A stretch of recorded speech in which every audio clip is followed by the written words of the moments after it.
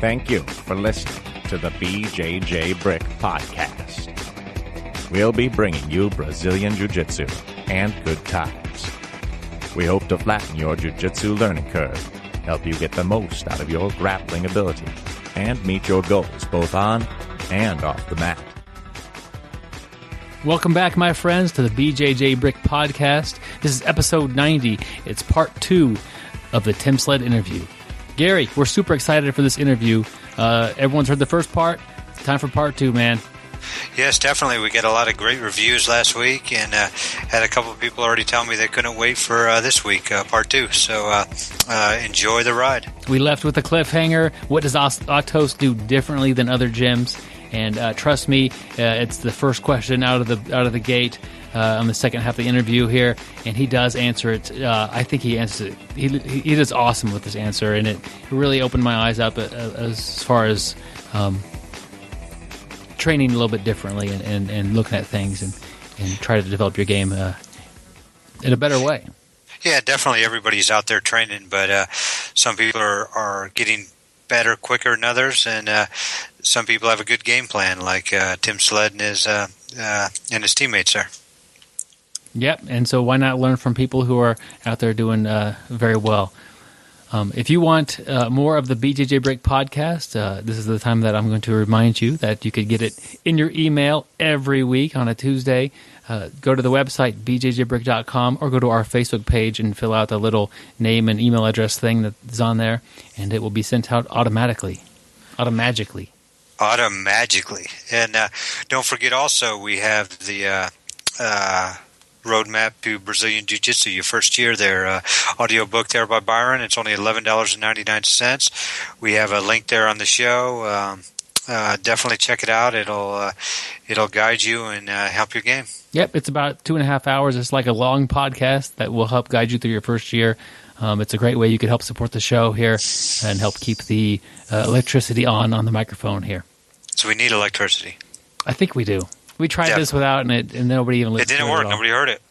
Another way you can support the show is by sharing it with a friend, whether it be someone that you see in class and you recommend the show, or you share it online on Facebook or Twitter. We really appreciate those, and we look at who's liking the post and who's participating in the conversation. We really appreciate all that.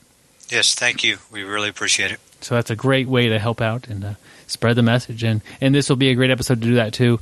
And if you're listening to this is part 2. Some of the terminology, some of the terminology Tim uses transfers over from part 1. It's not going to hurt you to listen to this first, but he'll explain like systems building a little bit more in part 1 of this interview, and that'll make sense for you more as you listen to this. But if you want to listen to this first, go right ahead. Check out part 2, or check out part 1 after this, and there's some great music in part 1 as well. So good times, Gary. Good times. We don't play a whole lot of other music on the podcast, but since his gym was named after a song, we went for it. Yeah, we got to play some for once, so kind of neat. Gary, let's. We don't have a quote of the week this week. Why don't we use an old one? Let's throw an old one in here. I'm going back to the archives. We've got a ton of old quotes here. I see one from Matt Thornton. Sounds like a better good one? Than Matt Thornton. All right, let's play this quote, and we'll be right back. I have lots of quotes that I like. In terms of martial arts, one of the quotes I used this year on my seminar tour, what I encourage coaches to do with their curriculum, and what I encourage athletes to do with their game, is to apply what is sometimes a quote from Einstein, sometimes called Einstein's razor, but as simple as possible, but no simpler. So when Einstein was coming up with a formula, he'd always say, "I want this to be as simple as possible, but no simpler." And to me, that strikes is immediately correct. Yeah. We need it to be as simple as we can possibly make it, but no simpler than that. And that's a line you have to walk, find the fine line in terms of movement, in terms of what needs to be learned and what is essential. But the fighters who find that line in their game and the coaches who find that line in their curriculum are always better.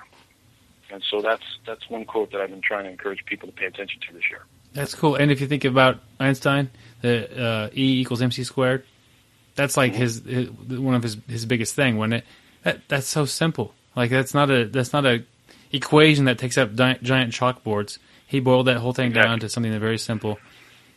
Simple, but if you were to remove a single part of it, it'd be too simple. So we got it as simple as possible, but not simple. That's awesome. That's what we want. Cool. Yeah. Make things as simple as possible, but no simpler. That quote has a name to it. It's called Einstein's Razor. That was by Albert Einstein, presented by Matt Thornton. Wasn't Albert Einstein a purple belt? I don't think he ever made it to purple. I don't know. Oh, okay. He was getting close. But I remember some people were talking that they sandbagged in tournaments. Well, everybody knows that. I mean, that's just the way he was, I guess. Yeah. But on that quote there, I really like kind of what Matt was saying towards the end. The coaches that figure it out, that fine line, their team's going to be better. Their instructors are going to, their students and instructors are going to be better. There's that fine line. You want to make it simple. You don't want to, but you got to leave the important stuff in there. Like he was saying on the E = MC squared. You leave one thing out, it's not the same. Yeah, it's boiling things down. It's kind of like the systems building with the Atos team, like why their kids are so good. They show them what they need to show them to do well, and they don't make things super complicated for the kids. They show them the system, and the kids pick it up, and they run with it, or they roll with it. Roll with it, yeah. Definitely. That was Matt Thornton. He was on episode 51. I'll put a link to that in the show notes as well. So when you're done listening to part 1 of the Tim Sledd interview, and then you listen to this part 2 here. Part 2. Then you can go back to episode 51. A lot of homework for you guys to do today, I guess. Yep. Oh, on the way here, we just got a text from one of our previous guest who said, listen to episode 9. He said it's the best episode. So we got a lot of episodes. Yes, that was a very good episode here, and we that one had a lot of great information coming out of that one. That could help everybody. Good stuff there, Gary. The music is rolling in. Yeah. That means we've got the article of the week. What do we got this week, Byron? We have an article from our friends over at whitebeltsurvivalstrategy.blogspot.com. Always helping out the white belts and helping them get success and achieve their goals. That's what we like to do, and that's what they're always doing. I was going to say, we fit well together. Yeah, it's a good fit, and they're always writing good articles, and occasionally we like to highlight one or show one or talk about one, I guess, Gary. I don't know what we call it. Yeah, we talk about it. Highlight it, too. So this article here is BJJ promotions and lack thereof. And everybody likes to get promoted, but doesn't like the lack thereof part, I think. Yeah, I think, everybody does, I guess, like to get promoted, but for a while there's a little bit of intimidation factor. Like, now you got this different belt around your waist. It's a little bit intimidating sometimes when you get promoted to deal with that, and that will soon fade, I believe. Yeah, I do hear a lot of people say, hey, I don't think I'm ready for this belt. I hope, next time my instructor's in town for a seminar or next time, I'll get it. But, I always look at it. If your instructor promotes you, your instructor sees you, your instructor sees what you're doing well, what you could work on. If your instructor's promoting you, you're definitely ready. Yeah, you've got to trust your instructor, their knowledge and experience and what they see in you. When they give you the belt, and if you really feel like you're still a white belt or you're the belt that you were the day before, just kind of think about trust their knowledge and judgment, and put that belt around your waist and get back on the mat. Yeah, you get that belt back on, get on the mat, and you're gonna have a big target on your mat, and or on your back, but you're just gonna get better. Yeah, but this article takes an interesting turn. It's like when you think you're gonna get promoted, and you don't. That's the hard part. That's I see people get disappointed sometimes. You'll have two white belts, and one of them will be tapping out the other white belt, and then like white belt A usually beats white belt B, but white belt B gets promoted before white belt A. Like, what's up with that? That could be very upsetting to the white belt A. I should give him names. Albert. Yeah, we'll go with Albert. B is Brian. There we go. So.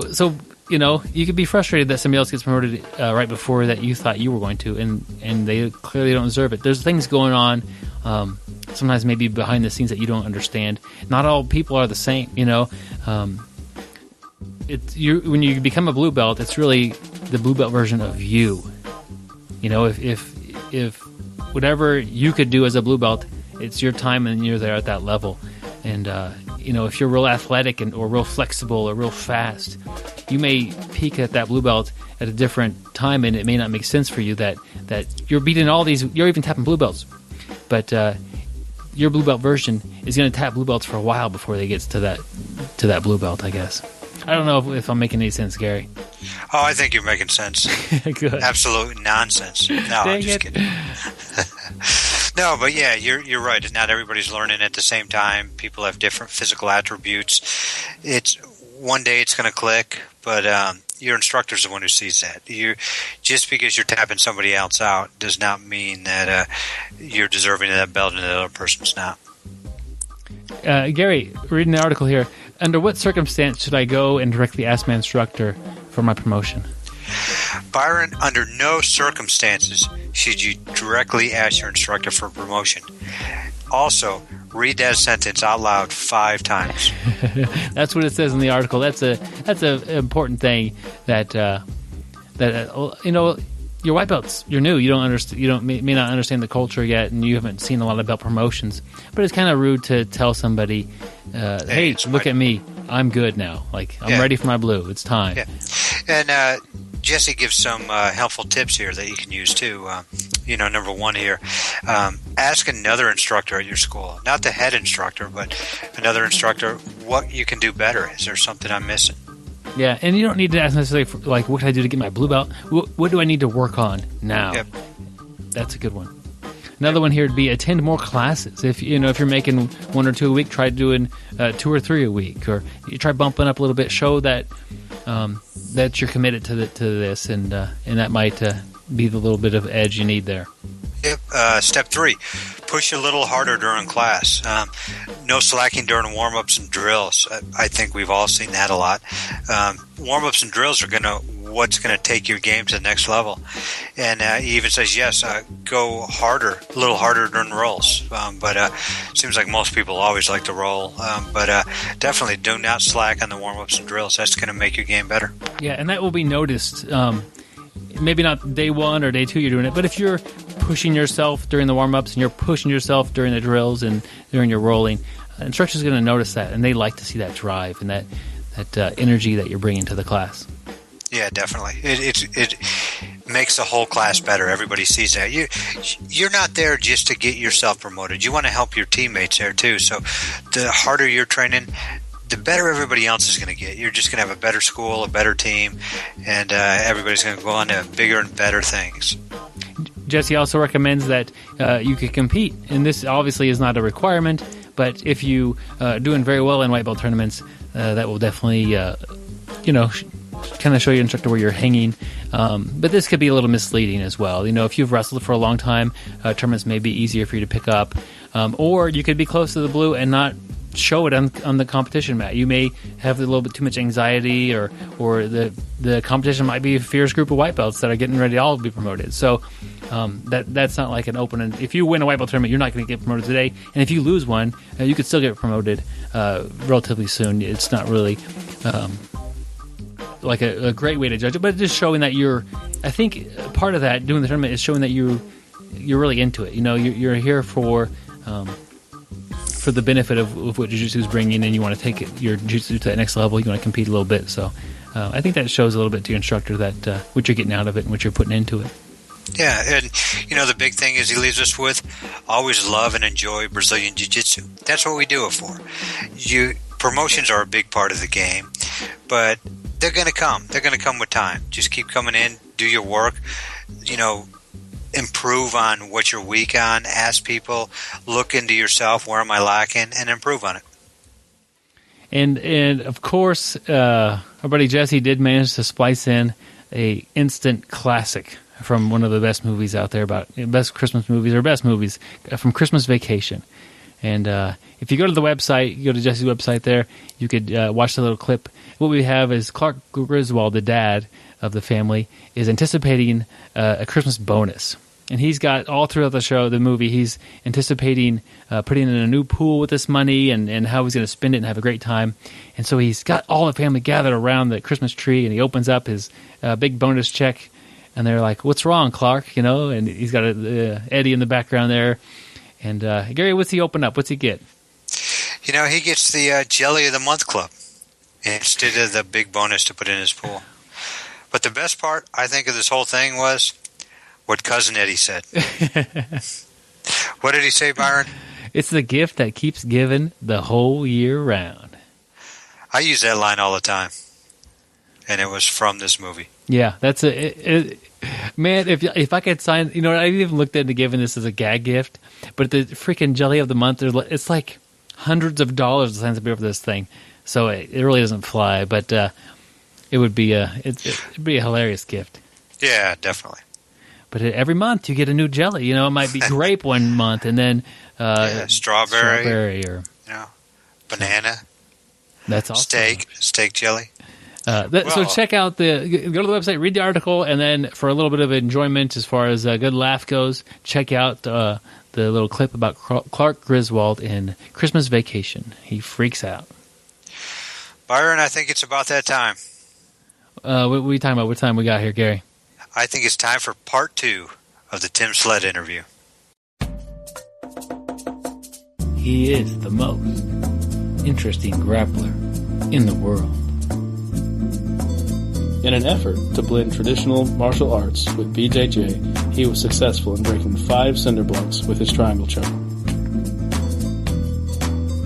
He put Frankie Valli in a triangle, and he screamed for Sherry Baby. In an effort to fight crime, he likes to check in on Facebook when he is in a bad neighborhood.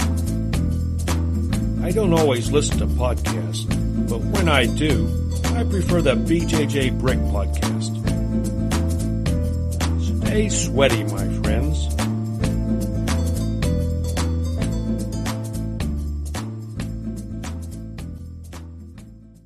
Yeah, I always look at teams when I get somebody like you to talk about it. I want to know what the team does differently. Everybody says we train hard. Well, everybody trains hard. That's a given.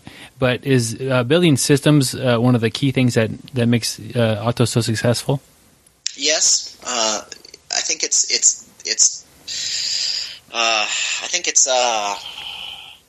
definitely systems. It's also the discipline that the leadership, Professor Andre, Professor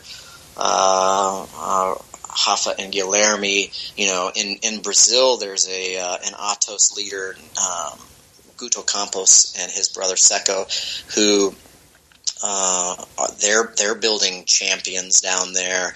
Of course, Professor Ramon Lemos down there was Andre's partner in developing Atos, and one of the things they all have in common is their belief in systems building, drilling, and specific sparring.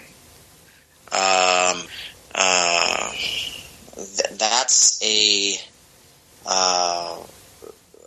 often when you go to a gym, you will see somebody teaching technique. An instructor teaching technique, and then the students are then, they rep the technique, like they go off, do their reps for a certain amount of time, and then they come back together, they either learn another technique, or maybe it's time to spar, and then they spar. Those are 2 component parts of learning Brazilian Jiu-Jitsu. The technical learning / repping of the technique. And by repping, I'm using a specific term of art that I'll distinguish from drilling here in a second. And then open rolling or sparring is another important part of learning Brazilian Jiu-Jitsu.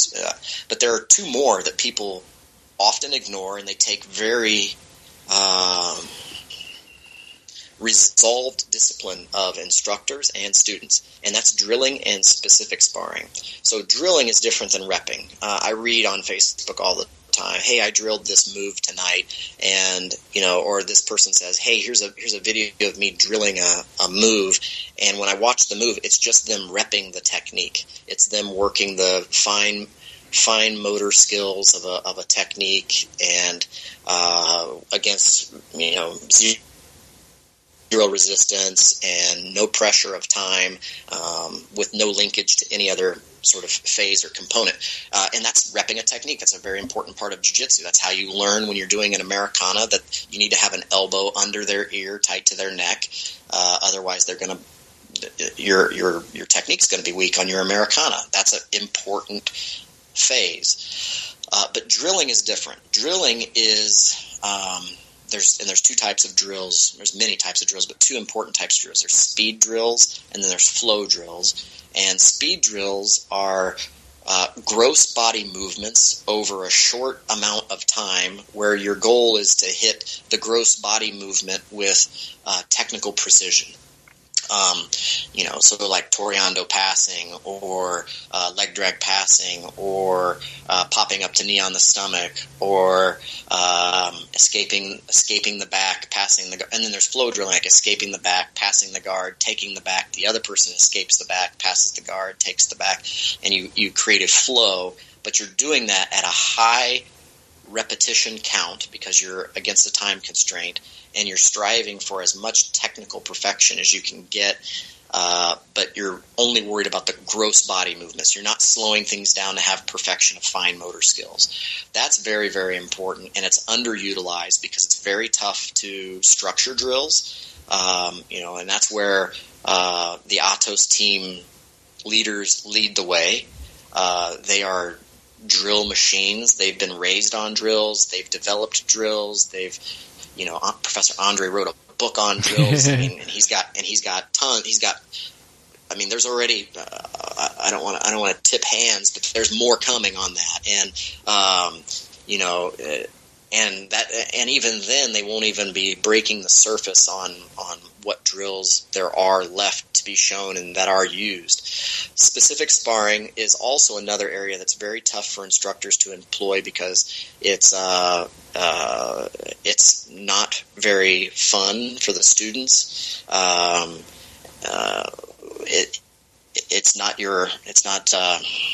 don't know how to say it, I guess, without using it's not the sort of sexy stuff that brings people back to class every week, but it's very, very important. It's locking a person into certain positions and saying you have a limited set of moves that you can do from here, and you have a limited objectives to do from here.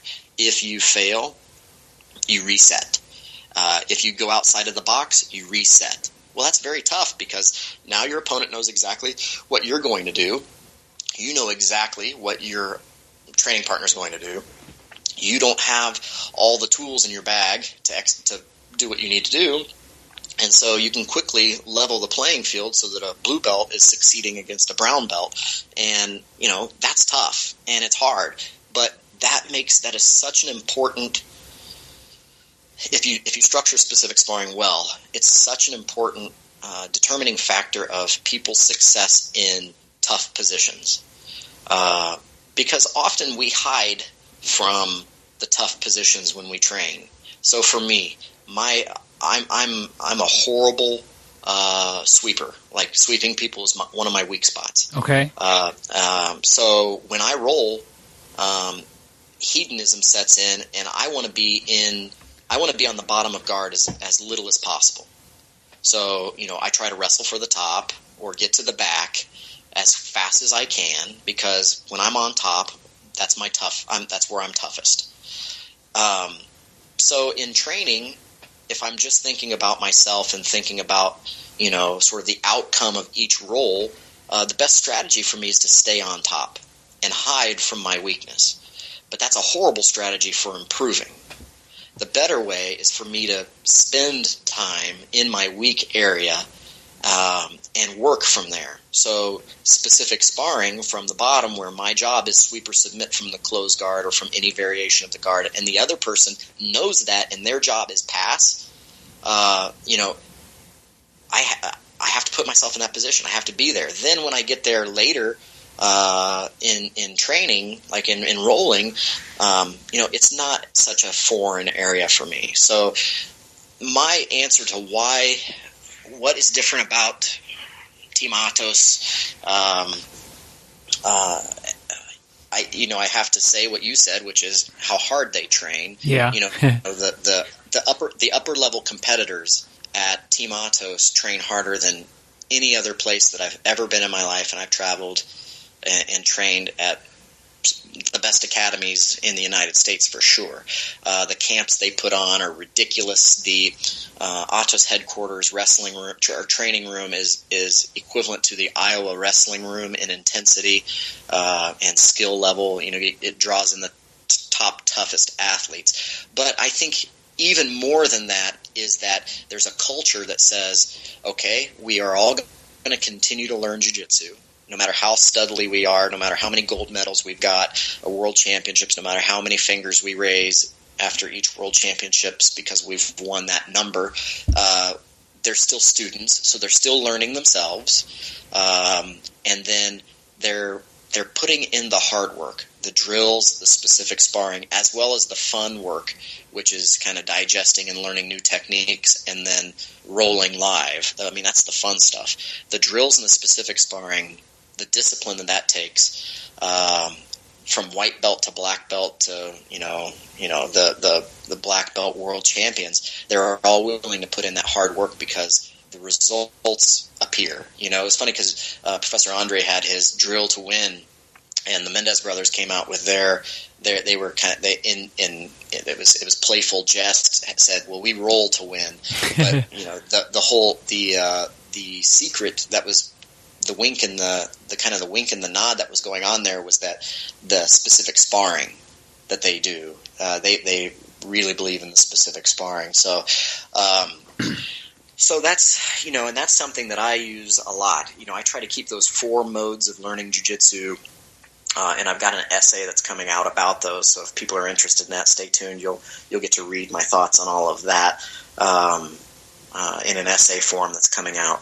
But I definitely believe that's, you know, it's just a highly effective way to learn jiu-jitsu, to learn it well, and to be the sharpest axe you can be, to be the most deadly blade that you can be.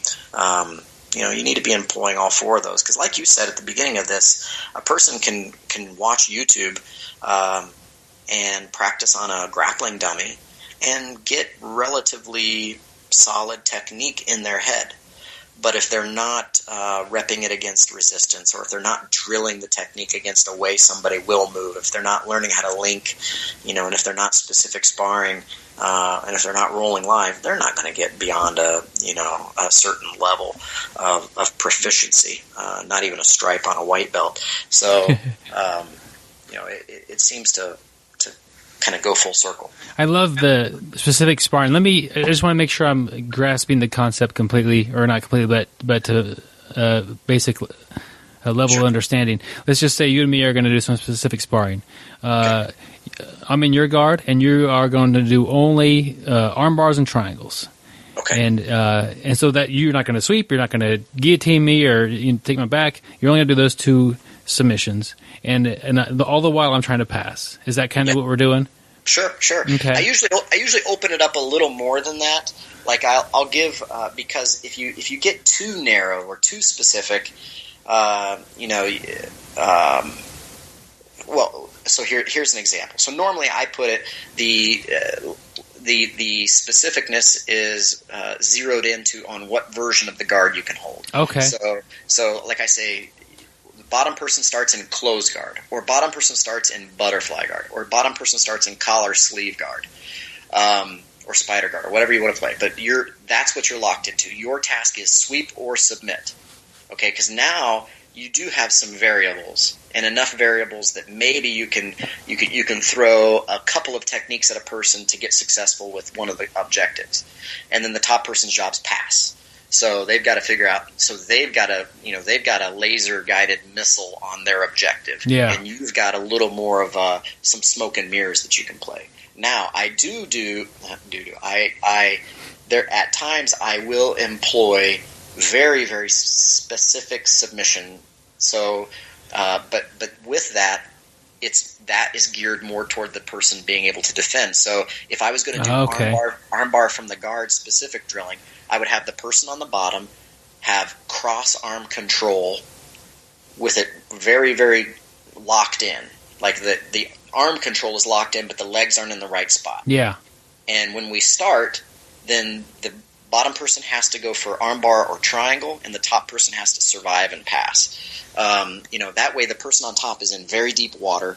The success rate of the bottom person will go up significantly, but still their cards are shown. We know where they're going, so it's difficult to execute. But you find people get really refined. So yeah, you've got the idea, but I use a little more broad of stroke typically. So I do, we do all kinds of specific sparring. A lot of pass, sweep, submit, from different guards, because that's a great way to get both top and bottom training. We do mount escape, so a person will be mounted, person will be on the bottom. The job is for the top person to keep the mount and submit. The job of the bottom person is to escape or guard or get to neutral, and not, of course, not get submitted. And you can place different rules on that. Like you could say, okay, top guy, you may take the back, or you can say, not tonight, guys. You have to stay on the mount, and even if you take the back, we'll consider that an escape, which I normally don't do, because I think going from mount to having somebody mounted on you to having them back mounted on you is actually is worse. Yeah. But if the objective is to really get the top guy honed in on maintaining the mount and submitting from the mount, then you can add that so that they don't take the back, because we take the back a lot on our team, and and it works. It works well. So. It's great because it's not just one person doing the reps and going through the moves. Both partners are getting full training. A lot of times, one for the defense, which my favorite armbar defense is to not let the armbar fully get in place, or disrupt the setup of the armbar. But if the armbar is already set up, I'm having to defend a different way, which is good for me to learn that, and it's good for the other student who's actually doing the technique. Yeah, and there's lots of different stuff out there where people say, I think it's Kurt Osiander that says you messed up a long time ago. Yeah. While that can be true, prevention is worth an ounce of prevention is worth a pound of cure. But at the same time, sometimes we need to be cured. You need to know how to work your way out of something too. One of my students, Carlos Soto, he has a class. It's called Everybody Taps Tonight, and they start deep in the water. Like the one person will set up a tight triangle, like have the arm across and have the legs figure forward, and the goal is to escape that triangle. And most people will fail most of the time, but when you're in that specific sparring, you start to learn what the boundaries are of your consciousness, of your, of the techniques that you've been learning, of the strength of your adversary's legs. Are you able to build posture? Are you able to get pressure on the leg? Are you able to stack this person? Of course, you never want to get triangled, but guess what? It happens. And you need to know where I always tell my students, you need to know where the boundaries are for you, and if you're never getting tapped, you don't know where those boundaries are. Yeah. I get tapped at my gym legitimately, frequently, and I don't say to the person, "Oh, I gave that to you." Maybe I did, in the sense that I let myself be in a bad position, or maybe I didn't. Maybe I got owned, but I never make it about that. It's a good thing if I'm getting tapped, especially as a first-degree black belt, because that means I'm exploring the boundaries. Because as a first-degree black belt, I can tighten up, and I can force the game into my position so that most lower-colored belts, white, blue, and purple belts, they're not going to be able to get me if I really sort of come in with 100% all-Tim all the time offensive attitude. But I'm not going to get better. And then there's going to be a brown belt that comes in who's studly and is going to put me in a position that I can't defend, and I'm not going to be experienced in that position, and I'm going to fail versus get tapped. And there's a difference between getting tapped and failing. Failing's when you've neglected your training in a specific area, maybe even intentionally, so that you get hung up and caught there. it's like cheating. Cheating's failing. But, getting tapped isn't failing. I mean, getting caught isn't failing. And one of the things I really like to do is when, a good black belt comes and visits my school, I love for my students to watch that black belt and I roll, even if I know I'm going to get my butt kicked. One of my good friends who's a black belt named Thabit, he's a tough athlete as well. He came and spent some time with me, and this was early in my opening of the school, like in the first month, and Thabit and I put on a submission-only match in front of my students. It went 22 to 25 minutes, I can't remember, and he tapped me from a mounted triangle after a long, hard fight. And, some people would say, man, that's a scary business decision, but not for me. Not a single student canceled their contract or left because of that. They got to see good jiu-jitsu, and I got to learn a mistake that I made, and it was a great role. And I think so. I'm a big believer in sort of trying to minimize leader worship at my school in particular, but at other schools that I attend. I think that sometimes it's easy in the martial art profession to sort of get a leader of the gym that people are sort of reverent to, and that can cause its own problems. But for me, I don't want them to be reverent to me. I want them to be respectful of the efforts I'm spending to bring them the best jiu-jitsu and to continue to learn. And I've never had a purple belt or a blue belt here catch me and then brag about it, because it's not that big of a deal to catch me. I want them to be proud of it, because that means they executed a technique well. I'm not going to give them a tap on crappy technique. But at the same time, it's not something where they're celebrating because it's a Sasquatch or a Yeti walking through a field. Me getting tapped at my gym is normal. It takes me back to the beginning of the interview. You mentioned that so many people's hands have been involved with the color of your belt changing, and you didn't. It's just not one person. Everybody who's helped you on the mat, and it's don't pick out one person and worship them. It's your teammates are helping you out a lot, and exactly. And you get a lot from everybody else as well. Exactly. You do also talk about left brain and right brain confusion. Could you explain that to me a little bit? Yeah, that's it goes along with this principle that when two people are of equal size, strength, and technical proficiency, the person who's going to win is the person that gets their game going first and gets farthest within their game. So a straight-lined attack is a wonderful thing. I love it when somebody tells me, I knew exactly what you were going to do, but I couldn't stop it. Yeah. That's a great feeling. Brown belts hear that a lot. That's one of the indicia of being close to brown belt, in my opinion, is if when you're rolling with white, blues, and purples, you hear them say, I knew exactly what you were going to do. I just couldn't stop it, darn it. I really, and there's a value to be placed on that.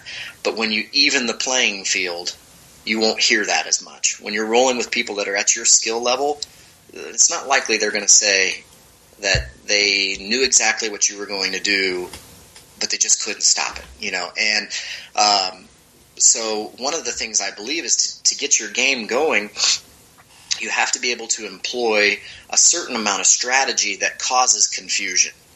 And left brain, right brain confusion basically says this: if I'm attacking on one side, then my training partner is defending on that side, and they're focused on that side, and they're consciously figuring out and analyzing and assessing what's happening on that side. If I can shift with strategy, with awareness, with a system, if I can shift myself to the other side quickly and begin executing my techniques before they've caught up, then the bottom person is experiencing left brain, right brain confusion. So, for example, let's say I'm using sort of the paper cutter choke from cross-side. Okay. And I'm on their, and I'm laying on their right side, and I'm using my left hand to cut down under their chin. I'm trying to get my elbow tight to their ear. I'm doing everything right that I can do on the paper cutter choke. And the person understands that, and they're laying a little bit onto their right side to take the pressure off, and they've cut their left arm underneath my armpit so as to start relieving that pressure. I can stay there and I can probably grit and grind on a lot of people and eventually dig out a submission, but I'm going to burn lots of calories and spend time, which neither one of those may be on my side, especially the older I get. There's a simple transition that I can do to go from being on their right side to on their left side, and in that transition I can collect their left arm and be able to enter my right hand now into their lapel, and I'll be at a better angle. They are still worried about defending on their right side, and all of a sudden I pass over to their left side. So, they've got to catch up. But I already know what I want to do. So in their haze or in their fog of confusion, my success rate goes up significantly. So that's an example of causing left brain, right brain confusion. Say you're doing Toreando passing, and you're passing to their right, so on your left, which is a common pass direction, and the person knows it's a common pass direction. They're very comfortable, and they're starting to shrimp away, and they're using their hands and their legs to start framing away. And if you can, jump to the other side, now you've got them turned away from you. You've got them in a position that they're very vulnerable. They have to make a very huge body movement to start facing you again, and by that time, if you had it in your strategy when you employed the technique to cause the confusion, where you were going, you're a couple steps ahead, and they have to catch up. Yeah, and it's all about how efficient you are in those steps where they're catching up. But your success rate goes up significantly, and I really believe in having systems and strategies that employ left brain, right brain confusion, just because they, anything I can do to make my partner spend more of their capital, either their oxygen or their brain power, if I can make them expend more than I'm having to expend, then in the economic warfare of jiu-jitsu, then I win. And that's one of the precepts that I really believe in, is I want, no matter where I'm at in jiu-jitsu, I want the guy that's going against me to be having to work harder than me, whether it's mentally, physically, cardiovascularly. I want them consuming more of their resources than I'm having to consume, because in the economic balance, that's going to bear well for me, hopefully. It's not just that, like, as you pass my guard to the other way, that my body is all incorrect and aiming in the wrong direction. What's going on in my head is also wrong, and so there's a delay with that as well. Exactly. Okay, cool. I have a couple questions for you I want to get for some of the newer students that are listening here. What would be some good advice for a student doing their first tournament? Have a proper perspective.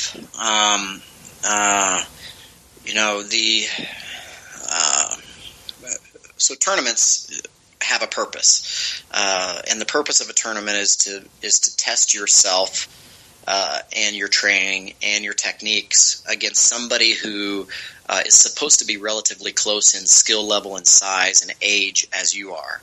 And that's all it really means for a long, long, long time.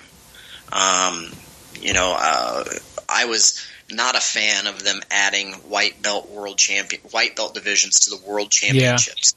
Yeah. They did it. They didn't ask my opinion. They went ahead and did it anyway. But one of the things that makes that rough for me is that now we have a world championship that says white belts can come do this, and you can become a world champion as a white belt. And, sure, you can. Those are facts. But the purpose of competition is about preparing yourself for that competition. I don't care whether my students win or lose at a competition. What I care about is what they do to prepare for that competition, and then how they hold themselves during that competition. Those are far bigger indicators of future success than what the outcome is of the match. If a student comes to me and says, "Hey, I want to do a tournament," then I say, "Okay, what kind of a camp are you going to put yourself in? Are you going to do a 4-week camp? Are you going to do an 8-week camp? Are you going to do a 12-week camp?" And then let's organize that camp so that you're building a strategy, finding the systems that you're going to employ, and then training all of those things, along with conditioning, along with mental preparation. I want to see how that goes. If the person does that and gets beat in the first minute of the first match, I'm still very proud of them because they put themselves through a training camp and and did what they needed to do to build successful plans for the future. Versus if somebody comes in and says, "Hey, I'm competing this weekend, and I've been off the mat 3 months," and they go out and they win the whole tournament, I'm less impressed because that's not going to have sustaining power. When you look at people who are winning the big tournaments later on, so if you've got somebody that wants to be a competitor, and you say, "Okay, well, let's look and see what the people who are competitors when it counts, what they're doing." They're putting themselves through camps. They're putting themselves through systems building. They're putting themselves through technical sharpening. They're not just kind of walking in and doing it. No matter what, even if there's an anomaly that tells you that they're doing that, they're really not doing that. I mean, it's just not happening. People are putting in the work, whatever the work may be, whether it's a camp, whether it's drilling, whether it's specific sparring, whether it's finding the best training partners that they can get and having those training partners just Shark Tank them and grind them. They're putting in the work. So for the new student, the white belt, the guy that has less than a year of jiu-jitsu but is so eager to compete, what I say to them is, organize yourself for this tournament. Give yourself enough time that you have some familiarity with everything that you're about ready to encounter from standing. So you need to have your takedown and your counter takedown, at least something, so that the second you walk on the mat exactly what you want to have happen. My old wrestling coach would not let us step on the mat unless we could whisper into his ear what we were going to do on the whistle. We had to know when that whistle occurred that we were in charge. So I hold that true for every competitor, that when you slap hands and bump fists in jiu-jitsu, you need to have an idea of what you want to employ right now. You need to have an ability and a familiarity and in your worst positions. At 1 year in or less than 1 year in as a white belt, you're not going to be proficient enough at any one of those to really, say, "Yeah, I've got a lot from here." You don't need a lot from there. In your camp, you just need to spend time in each of those positions so that when you get to that tournament and things go awry or things go very well, you're not going, "Oh my God, I don't know what to do from here." Yeah. You say, "Okay, I was underneath cross-side with Professor during my camp, and this is a bad place, but I know that I should not put my hand here, or I know that I need to protect my neck, and I know that because I was there." Versus now I'm underneath bottom cross-side and I don't know what to do, so I make a stupid move, give up my back, and get choked. But for my students, the whole and my advice to others is, organize yourself for the tournament. Keep your expectations for your first tournament very low. The tournament is just the sort of culmination of all the work that you're going to put into the tournament. The tournament preparation is the foundation, and each match should be viewed as just another chance to train jiu-jitsu with another person, versus you're not in a fight with somebody that you have to beat. You're in a training session with a person. Your objective is clear, win. But if you don't, you can't say I'm a horrible competitor. And if you do win, you can't say I'm a fantastic competitor. That was a training session. You smack hands, pump fist, walk off the mat, on to your next one. And, maybe you have a great string of luck as a white belt. That all can change as a blue belt. Yeah. That all can change as a purple belt. I always tell the white belt's a tough division, but blue belt's a significantly more tough division because in a blue belt division, you can have people that just got their blue belts, so they're fresh out of their white, and then you got guys that are probably sandbagged away from their purple belt, and purple belts are tough. Like I told you earlier in the interview, every purple belt I see, I cast an eye of respect toward, because I haven't bumped into any clowns at purple belt. They're all people that know some jiu-jitsu well enough that they're dangerous. Yeah, and if they get you into their system, you'll be in trouble. Right, and I hope it stays that way. I hope all the instructors that listen to this keep it that way. I think that purple belt was always an elite belt in the areas I've trained in, and it still is today. I hope it stays that way. So, but that makes blue belt division very, very tough. So the white belt division is all about practice. It's all practice. Practicing, preparing, practicing, competing. Can you think of one or two traits maybe of a student that would make them an ideal student for learning jiu-jitsu? It could be personality traits or something like that. I know instructors tend to favor different types of people. So for me, I like people that have humility. Yeah.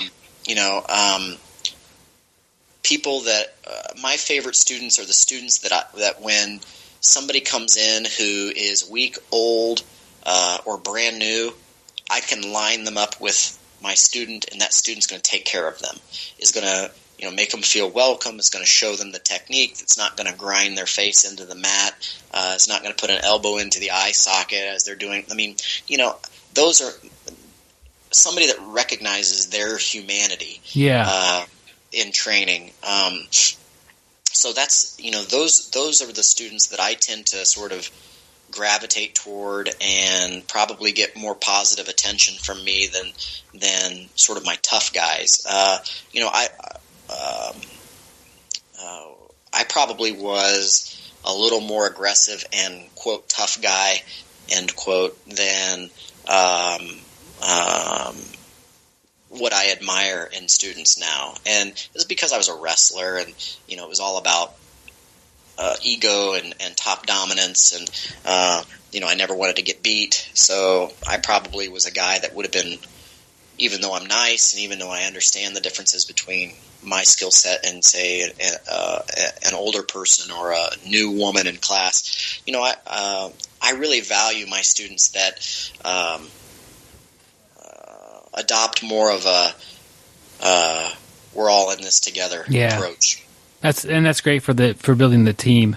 A little while ago, you had a DVD called Leg Drag Workshop. Can you tell me a little bit about that? Yeah. So the leg drag as a pass is a wonderful pass. It's existed for some time. Again, the Atos leadership was using it with devastating effectiveness in 2010, 2011, 2012. But I have found that I like the leg drag as a position. And I talk about on the DVD how it meets what I think are the central tenets of Brazilian Jiu-Jitsu. A technique, in order to be a true sort of fundamental Brazilian Jiu-Jitsu technique, should be able to be employed by a little person against a big person, a weak person against a strong person, very little strength or speed. It's mechanics, it's leverage over strength and speed. And then lastly, if it fails, you end up in either a better position or an equivalent position than when you employed it. It's like flying triangles. Flying triangles are beautiful. And a triangle is a core technique in jiu-jitsu. The flying component of it, for me, though, takes it out of being a core technique of jiu-jitsu, because if it fails, you land on your noggin. Yeah. And if you're on concrete, that literally could be the end of it for you. So, versus a core technique of maybe doing the arm bar from the guard, from your back, if the armbar from the guard from your back fails, there's a triangle, there's an omoplata. In the leg drag sense, most of the time, if the leg drag position fails you, you're cross-side, so you still get your pass. Sometimes, if the leg drag position fails you, you end up mounted, which is even better. So the leg drag position, so what that DVD is it's 2 seminars that I did, one at Indiana University and one at Ground Zero Fighting Systems in Morgantown, West Virginia. My friend James Klingerman, who owns the Fight Hub, which is a video producing clothing distributor. He shot the videos, he edited the videos, and we made the DVD. And there's some good golden nuggets in there. A lot of information. Like I said, it's 2 seminars that aren't identical. The subject matter is largely the same, but I teach things from a little different perspective. There's some bonus materials on there for sort of some flash and flare techniques. But it's I've gotten great reviews about it. I encourage people to look up the reviews on the web. Again, it's called the Leg Drag Workshop DVD. It's cheap. It's $35 most places. It's a lot of jiu-jitsu and a lot of sort of watching me teach a concept across different moves. You pass different things. You pass the butterfly guard. You pass the spider guard. There's a De La Riva pass. There's all kinds of different passing that's used to get to the leg drag. But then the leg drag position itself and 2 variations of it are explored. And it's one of my favorite things about the leg drag is when I get somebody into that position. I get to conserve my energy, and they have to work really, really hard to change things. And most of the time when they go to change things, they open themselves up, and so there's lots of attacks. Cool. So it's a good DVD. I'm proud of it. I'll put a link to it in the show notes, and if anyone's interested, then go check it out. It's awesome. Thefighthub.com is where somebody can get it now? Yes. Cool. That is excellent. How can somebody get a hold of you if they want to train with you or ask you something? Yeah, no problem. They can contact me at smallAxeBJJ@gmail.com. So that's SMALLAXEBJJ@gmail.com. That's the easiest way probably to get a hold of me. I love to help people and pick brains and troubleshoot and discuss curricula, and like I told you earlier when we were discussing things. I'm a geek. I'm a nerd. I study. I'm still learning jiu-jitsu. I tell my students all the time. I stand in front of them and I have a 1st degree black belt, but I'm not halfway through the rank systems yet. I'm not yet. If the end result is a coral belt or red belt, I've still got more than half of my jiu-jitsu career in front of me. Now, whether I make it to that point there's a lot of variables and factors that'll be there, but I think that's good for the students to see and understand, because a lot of them think black belt is the goal, and at purple belt they may be saying, well, I'm halfway there, but black belt's not really the goal. The goal is to continue learning and progressing to the end. Well, cool. It's a good way to end this interview, and I appreciate you being on here and sharing stories about yourself and a lot of knowledge and what's going on behind the scenes there at Atos and with you. Thanks for coming on here, Tim. Thank you very much for having me, and I look forward to talking with you again in the future. All right. It would be our pleasure. Wow, Gary, that wraps up part 2 of our Tim Sledd interview. I wish there was a part 3, guys, but we cut it right in half down the middle there, part 2. Or we could just listen to part 1 and 2 in an extra long episode. We could call that part 3. Part 3, yeah. We could just splice it up and do all sorts of weird stuff with it, and make him say stuff he didn't actually say. I don't think he'd appreciate that. No, probably not. He probably wouldn't be back again, and we're hoping to get him back on the show sometime in the future, because that was awesome information he gave out. The stuff about specific sparring. Yeah, I really like that. Like you were saying, you're going to get yourself, an almost armbar. Some people don't like it because you're going to get tapped out more, but you've got to lose that ego. You've got to put yourself in those positions, and it's just going to make your game that much better. Yeah, if you're a purple belt and you team up with a blue belt, and you start doing this, you're going to start with the blue belt on your back with one arm under your chin, and they're going to finish that sometimes. That's okay. And when you get the other guy's back and it's your turn to do it, you need to do it without the little hint of anger that you got tapped. You know what I mean? Like train to go hard, but don't go mad. You know what I mean? Yeah. So just great train. If you could train that way, your game is gonna just blow up.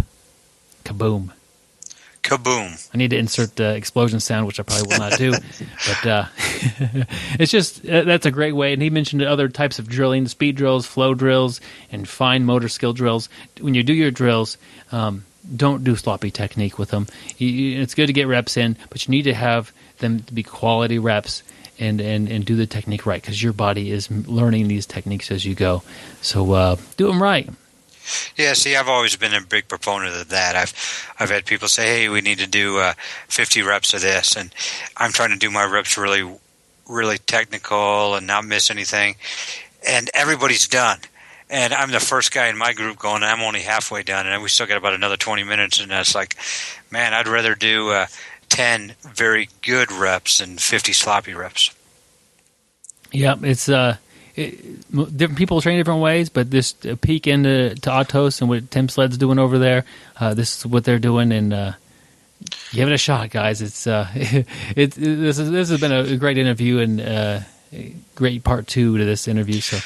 Yeah, too bad we never listened to that earlier a couple years ago when me and you used to lock on a full-on triangle and then try to get out of it. We didn't listen to the almost full-on submission part. We were going full-on submission part, and we didn't understand why our necks hurt so bad the next day. Yeah, we walk around with like Frankenstein, not be able to look around. Yeah. It was a little rough on us, but that was good training too. Yeah. Next week, guys, we head to Texas, Gary. Texas. We have an interview with Danny Alvarez, super busy competitor and a great coach. So that's what we're bringing to you next week. So definitely tune in next week. You can't miss that. And Byron, how would you go about getting a BJJ Brick gi patch? Gary, I mailed one out today. This morning I got home and my phone reminded me, hey, mail out a gi patch to a guy who gave us a great review, and so I did that.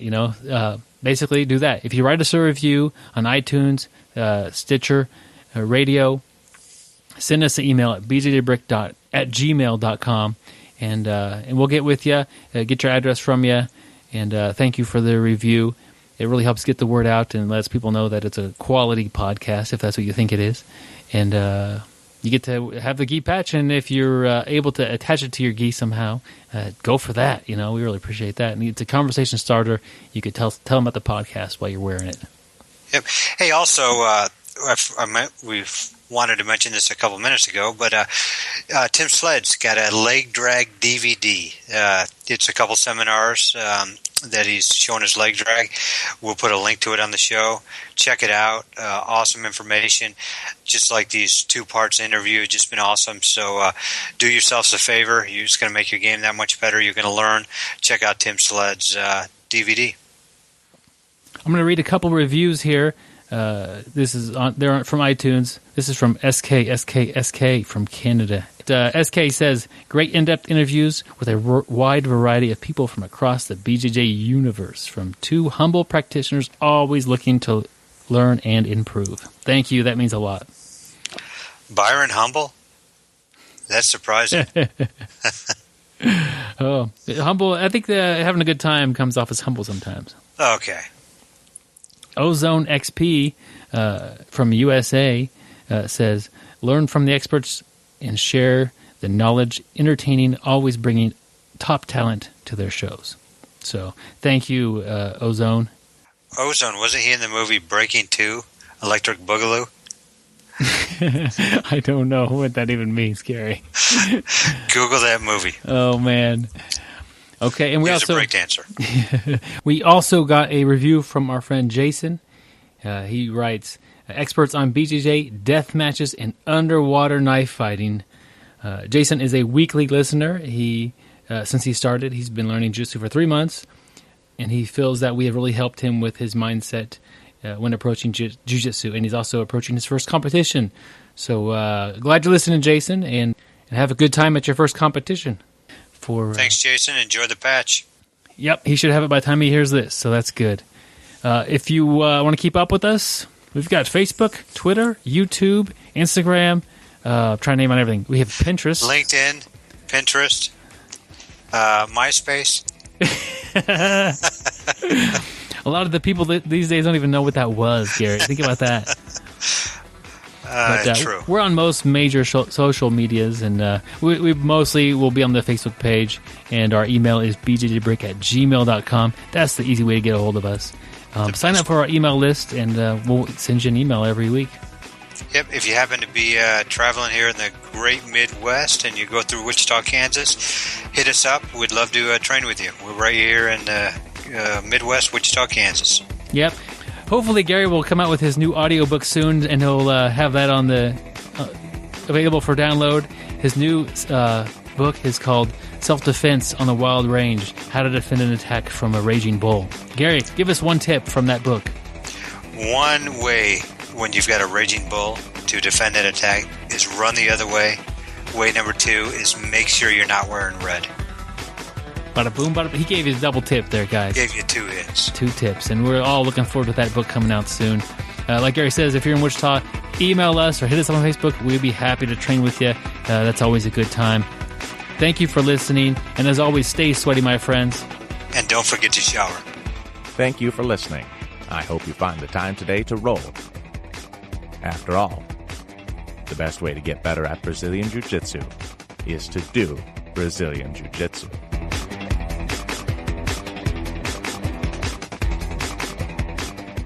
Okay, here we go. For those of you who have not seen Christmas Vacation and need a little more motivation to check it out, I love this movie.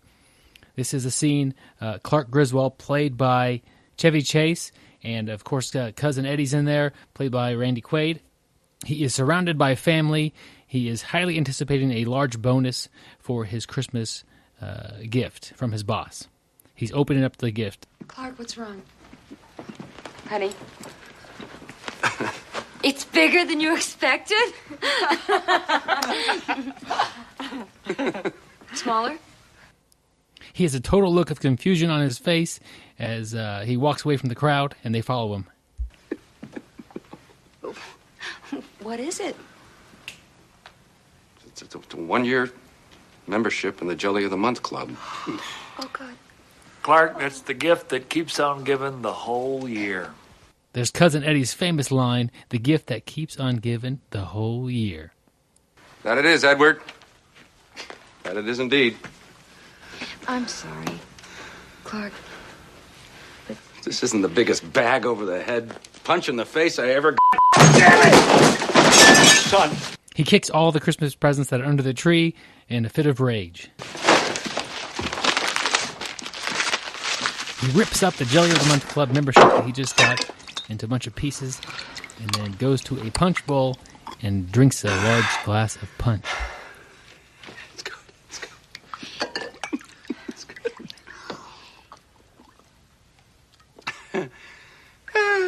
Hey! If any of you are looking for any last-minute gift ideas for me, I have one. I like Frank Shirley, my boss, right here tonight. I want him brought from his happy holiday slumber over there in Melody Lane with all the other rich people, and I want him brought right here with a big ribbon on his head. And I want to look him straight in the eye, and I want to tell him what a cheap, lying, no-good, rotten, four-flushing, low-life, snake-licking, dirt-eating, inbred, overstuffed, ignorant, blood-sucking, dog-kissing, brainless, hopeless, heartless, fat-ass, bug-eyed, stiff-legged, spotty-lipped, worm-headed sack of monkey he is. Hallelujah! Holy shit! Where's the Tylenol? Clark walks off to find the Tylenol, and Cousin Eddie has a look on his face like he's going to make that happen. He's going to go find the boss man.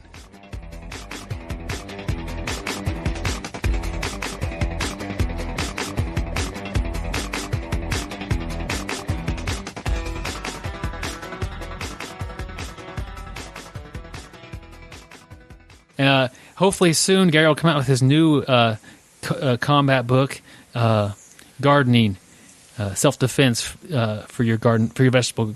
Damn it. I cannot make those up on the spot.